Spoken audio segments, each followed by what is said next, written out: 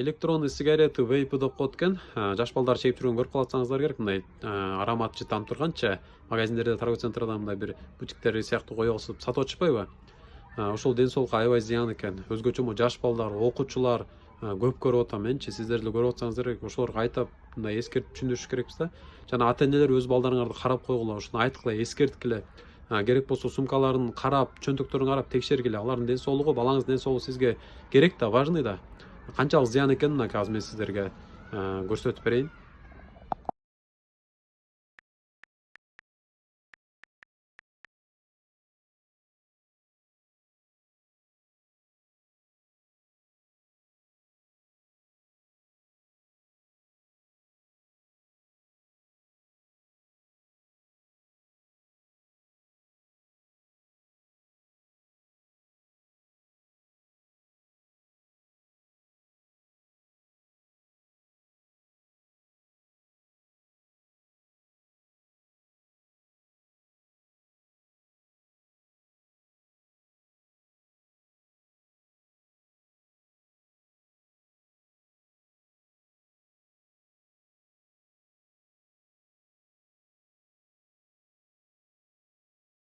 Медицинский образованиясы бар блогер бар Казакстанда, Илхам деген. Ошо продукцияга аябай басым жасап, эмне таза эмес эметип жүрөт. Ошого мынакей монтип суроо берсек, ушинтип жооп берип атат да, караңыздар. Ассаламу алейкум, рахматуллах, баракатух. Как бы, брат?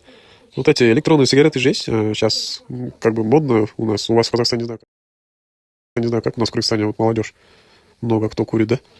Кыскасы ушинтип суроо берсек, ассаламу алейкум, рахматуллах, баракатух. В вейпах может быть свиной жир быть, там в составе есть глицерин, я про это видео снимал, а также есть информация, что вейпы в 2 раза вреднее, чем обычные сигареты. Караңыздар, ошон үчүн сак болуңуздар, балдарыңыздарды абайлаңыздар, эскертиңиздер.